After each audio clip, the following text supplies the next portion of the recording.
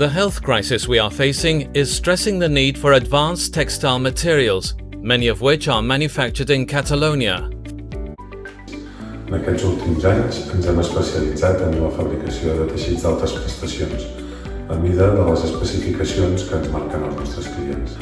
Nosaltres treballem indirectament pel sector sanitari, ja que uns quants dels nostres clients transformen la nostra roba en un producte sanitari, sigui talles quirúrgiques, sigui llençols, el producte que creguin més convenient.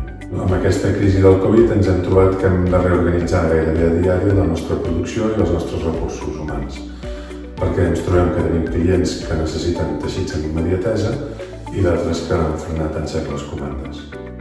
The members of AEI Textiles, the Catalan cluster that brings together companies and organizations working in the sector, have been able to tackle the circumstances in these difficult moments. They are taking action to respond to the health system needs. The cluster is a tool that helps strengthening the competitiveness of the companies that are part of it.